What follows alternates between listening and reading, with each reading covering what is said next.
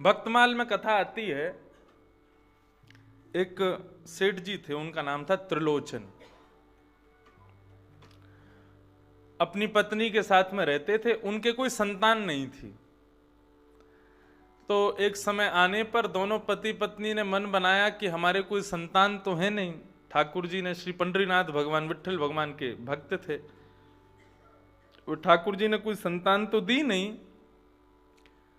तो वो बोलते थे कोई बात नहीं, साधु सेवा, संत सेवा, ब्राह्मण सेवा, इसी को ही जीवन बना। व्यापार उनका चलता था, जो धन आता था उसमें से थोड़ा बहुत अपने लिए रखते थे, बाकी का साधु संतों की सेवा में व्यय कर देते थे। कैसे व्यय करते थे? बोले पंडरीनाथ भगवान का दर्शन करने आए जितने साधु महात्मा ब्राह्मण हैं, सबका निशुल्क भोजन कराते थे। और उनकी जो पत्नी थी त्रिलोचन जी की, वो भोजन बनाती थी और त्रिलोचन जी उसको परोसा करते थे।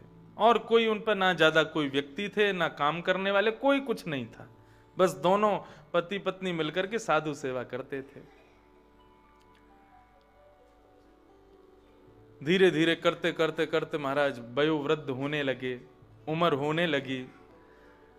तो क्या पाया कि साधु महात्मा ब्राह्मण आदि भोजन करने आते हैं, पहले 5-5 6-6 रोटियां खाते थे, लेकिन अब 1-2 रोटी खाते हैं। क्यों? बोले जो रोटी बनाती हैं अब वृद्ध हो गई तो कच्ची रोटी रह जाती है, कभी सब्जी में नमक ज्यादा पड़ जाता है, कभी सब्जी जल जाती है, अकेले कितनी सेवा करें।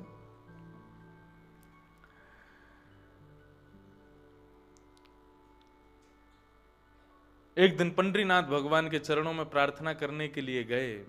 बोले, कहा प्रभु आपकी बड़ी कृपा है, हजारों महात्मा हमारे यहाँ भोजन करने आते हैं, लेकिन आजकल धीरे धीरे ब्राह्मण कम होते जा रहे हैं, महात्मा कम होते जा रहे हैं, और हम कारण जानते हैं, मेरी और इसकी वयोवृद्धता, उसके कारण हम इतना नहीं कर पा रहे।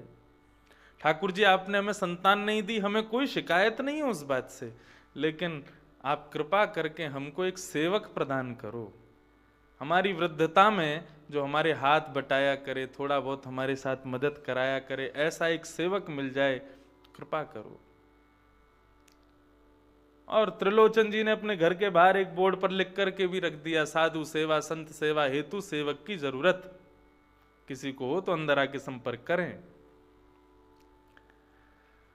साधु महात्मा ब्राह्मण गौ, इनकी सेवा के लिए यदि आप सेवक खोजने जाओगे और यदि कोई सेवक मिल जाए, तो मैं अपनी बात कह दूं, इस बात को स्पष्ट समझिएगा, साधु महात्मा ब्राह्मण गौ की सेवा के लिए सेवक यदि कभी कोई मिल जाए तो ये समझना ये राधा रमन जी तो नहीं है, क्योंकि गौ ब्राह्मण संत सेवा के लिए ठाकुर जी तैयार बैठे रहते हैं। आपको पता है श्रीमद् भागवत में आज 10वें स्कंद जब प्रारंभ होगा, वहां पर नंद बाबा ने दर दर जाकर के पुत्र रत्न की प्राप्ति के लिए यज्ञ किए हैं,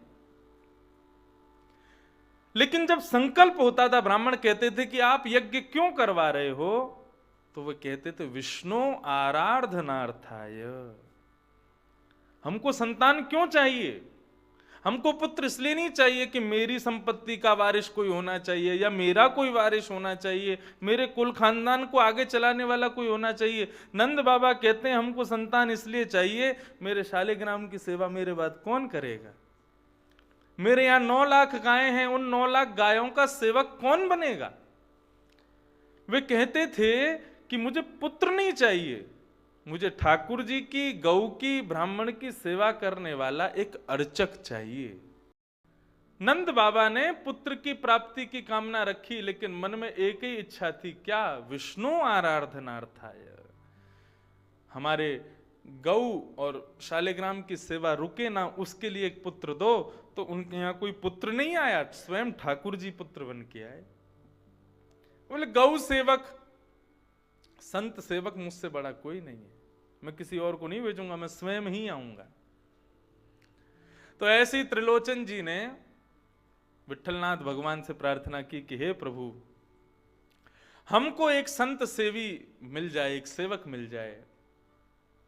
तो त्रिलोचन जी के यहां पर कोई सेवक नहीं आया, सेवक का रूप धारण करके श्री पंडरीनाथ भगवान पधारे, श्री विट्ठल भगवान पधारे।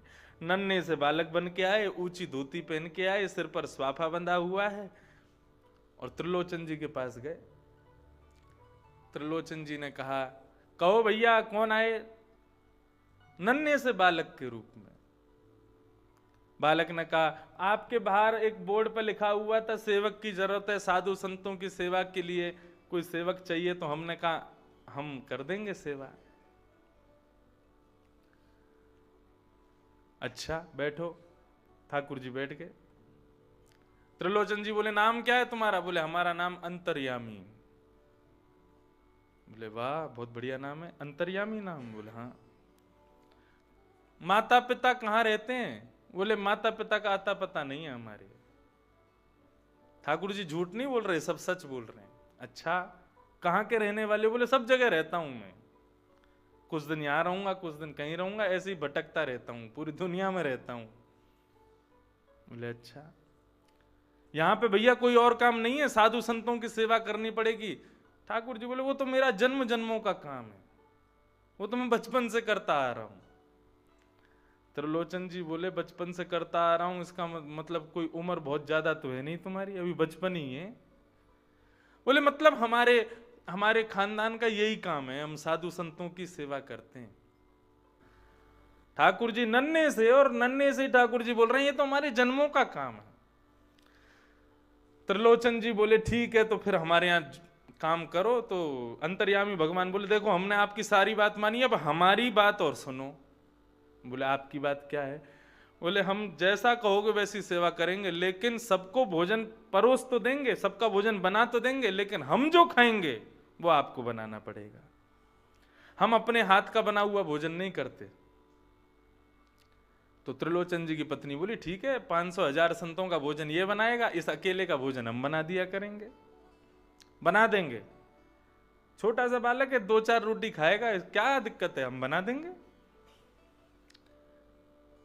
ठाकुर जी बोले, दूसरी बात यह है कि हम कितना भी भोजन करें, आप कभी ऐसा नहीं बोलना कि देखो कितना खा रहा है, कितना पेटू है। अगर आपने ऐसा बोल दिया कि भाई बहुत खाते हो, तो मैं घर छोड़ के चला जाऊंगा, उसी दिन जॉब छोड़ दूंगा। अंतर्यामी और उनकी पत्नी, श्री त्रिलोचन जी और उनकी पत्नी बोली, हम ऐसा बोलेंगे ही क्यों, कभी नहीं बोलेंगे बेटा, अरे तुम यहीं पर रहो, बढ़िया सेवा करो संतों की। अब तो बोले, ठीक है। दूसरे दिन से महाराज ठाकुर जी सवेरे सवेरे तैयार हुए, कढ़ाई लेकर के सब्जी बनाना शुरू की। स्वयं काट रहे हैं, स्वयं बना रहे हैं, स्वयं छोंक लगा रहे हैं, स्वयं रोटी बना रहे हैं, बेल बाल के सब बिल्कुल तैयारी रखी। संतों की अब आना जाना थोड़ा कम हो गया था, क्योंकि भोजन इतना स्वाद से बनता नहीं था। आज 200 संत आए महाराज, ठाकुर जी बना रहे हैं, ठाकुर जी खिला रहे हैं, ठाकुर जी परोस रहे हैं। संतों ने कहा, भैया बड़ी सुंदर सब्जी, बड़ी सुंदर रोटी, ऐसी पतली पतली रोटी, इतनी स्वादिष्ट खीर। अरे भाई त्रिलोचन जी क्या हो गया, इतना बढ़िया स्वाद भोजन कब से बनने लगा? बोले, अरे नया नया सेवक आया है, बहुत बढ़िया भोजन बनाता है। आप जो बाकी के आपके मित्र संत हैं सबको लेके आओ कल से। अब तो दिन ब दिन वहां भीड़ बढ़ने लगी। अब तो ऐसी भीड़ हो गई कि महाराज लाइन लगती है, एक पंगत उठती है, दूसरी पंगत बैठती है, दूसरी उठती है, तीसरी बैठती है, और सबका भोजन अकेले ठाकुर जी अंतर्यामी बनाते हैं। इतनी द्रुत गति से काम करते हैं, एक समय में रोटी बन रही है, एक समय में सब्जी बन रही है, परोसाई भी कर रहे हैं, सब अकेले संभालते हैं। त्रिलोचन और उनकी पत्नी वयोवृद्ध हो गए, लेकिन बार बार पंडरीनाथ भगवान को प्रणाम करते हैं, हे प्रभु आपकी बड़ी कृपा जो ऐसा बढ़िया सेवक हमको दिया। लेकिन असली काम कब होता था? जब सबकी पंगत हो जाती थी, तब भगवान बैठते थे भोजन करने। तो महाराज नाप के 2 बिलांग तो रोटी पाते थे, और खूब बढ़िया आधी छोटी वाली कढ़ाई भर के सब्जी खाते थे। और भोजन आदि करने के बाद त्रिलोचन जी को एक कुर्सी पर बैठा के फिर उनकी मालिश करते थे, उनके पैरों की, हाथों की, सिर की, सब सेवा ठाकुर जी करते। वर्षों बीत गए, ठाकुर जी सेवा करते रहे। एक दिन उनकी पत्नी पड़ोस में कहीं बैठी थी, तो सब पड़ोसन सब इकट्ठी होकर बोली, अरे आजकल तो भैया तुम्हारे दिन ही बदल गए। त्रिलोचन जी जब गली से निकलते हैं तो ऐसा लगता है कैसा तेज उनके चेहरे पर। बोले, हाँ वो हमारा सेवक आया है ना, साधु सेवा भी करता है, भोजन भी बनाता है, रोटी भी बेलता है, परोसाई भी करता है, शाम को त्रिलोचन जी की बढ़िया मालिश करता है, तभी तो चमक रहे हैं। बोले अरे तो त्रिलोचन जी इतने चमक रहे हैं, तुम क्यों ऐसी बुढ़ी होती जा रही हो, तुम कैसे सूखती जा रही हो? बोले अरे बस यही तुम मत पूछो। बोले क्यों, क्या हो गया? बोले अरे वो अंतर्यामी सब काम बढ़िया करता है लेकिन मेरी परेड रखता है, उसको बना के मुझको खवाना पड़ता है। अरे तो छोटा सा बालक है, 3-4 रोटी पाता, वो 3-4 एक पंगत में जितना आटा लगता है उतने आटे का तो अकेला भोजन कर जाता है। इतना पेटू है, इतना खाता है बहन, मैं तुमको क्या बताऊं। अब तो महाराज यहां उन्होंने बस इतना कहा था, इतना खाता है, और अंदर रसोई घर में भोजन बना रहे अंतर्यामी भगवान उदास हो गए। वहीं चूल्हा छोड़ दिया और अंतर्यामी अंतर्ध्यान हो गए वहीं से। संतों का जमावड़ा आया भोजन के लिए। अब तो महाराज त्रिलोचन जी गए, कहाँ है भाई बेटा अंतर्यामी? अंदर देखा तो चूल्हा शांत है, रोटी के आटे अलग रखे हैं, सब्जियां अलग रखी हैं, अंतर्यामी का कोई पता नहीं। कमरों में जाकर के खोजा, गली में खोजा, पड़ोसियों से पूछा, लेकिन ठाकुर जी कहीं नहीं मिले। यहां संत सब बैठ गए पंगत में, अब क्या पवा में कुछ बना ही नहीं है। त्रिलोचन जी रुदन करने लगे, मेरा अंतर्यामी कहां चला गया। खोजते खोजते खोजते खोजते पंडरीनाथ भगवान के मंदिर में गए। पंडरीनाथ भगवान के सामने हाथ जोड़ करके बैठ गए, हे ठाकुर जी, हम तो उसमें ही आपका दर्शन किया करते थे, हमसे कोई अपराध हो गया, कोई अपमान हमसे हो गया, हमारा अंतर्यामी कहां चला गया। त्रिलोचन जी ने अपनी पत्नी से कहा, देवी उसने जो शर्त रखी थी कहीं उसका उल्लंघन तो नहीं किया? तुमने कहीं उसको बहुत खाने वाला या पेटू ऐसा कहकर के तो नहीं बुलाया? बोली नहीं, मैंने तो ऐसा नहीं मैंने कह तो दिया था। बोले किससे कहा? बोले पड़ोस में बात हो रही थी तो वहां मैंने बोल दिया कि भाई वो वो हमारे यहाँ अंतर्यामी आया है, बहुत खाता है। त्रिलोचन जी रुदन करने लगे, बोले देवी बहुत बड़ा अपराध हो गया हमसे। श्री पंडरीनाथ भगवान के चरणों में जाकर के त्रिलोचन जी रुदन करने लगे, जैसे अश्रु बिंदु नीचे गिरे हैं। तभी पीछे से आवाज आती है, बाबूजी। पीछे मुड़ के देखा तो अंतर्यामी खड़ा था। अंतर्यामी को दौड़ करके त्रिलोचन जी ने अपने हृदय से लगाया। बोले लाला अब तू छोड़ के नहीं जाएगा मेरे को, तू मेरे पास ही रहेगो। बोले मैं आपके पास ही रहूंगा, लेकिन मेरे को पहले वचन दो कि कभी कभी कहोगे नहीं कि बहुत पेटू है। बोले कभी नहीं कहेंगे, लेकिन तू हमको छोड़ के मत जा। त्रिलोचन जी पीछे मुड़ करके पंडरीनाथ भगवान को प्रणाम करने के लिए नीचे झुके। ऊपर उठ करके देखा तो पंडरीनाथ भगवान के स्थान पर वो अंतर्यामी खड़ा हुआ है। अपनी दोनों भुजाओं को कमर पर रख करके अंतर्यामी ही विट्ठल भगवान के रूप में खड़े हुए। त्रिलोचन जी के रोम रोम रुदन करने लगा, प्रफुल्लित हो गए। बोले प्रभु मैंने आपसे सेवा करवाई, आपसे सब्जी बनवाई, आपसे रोटी बनवाई, आपसे अपने अपने अपने अंग की सेवा आपसे करवाई, मैंने बहुत बड़ा अपराध किया, प्रभु मुझे क्षमा कर दो। ठाकुर जी बोले अरे त्रिलोचन जी, साधु सेवा, संत सेवा, वैष्णव सेवा, गौ सेवा, ऐसे सेवा करने वाले सेवकों की मैं सेवा करता हूं, ये मेरा कर्म है, ये मुझको आनंद आता है। नमो ब्रह्मण्य देवाय गौ ब्राह्मण हिताय च जगद्धिताय कृष्णाय गोविंदाय नमो नमः। ये तो मेरा काम है, आप इसके लिए इतने उदास मत हो।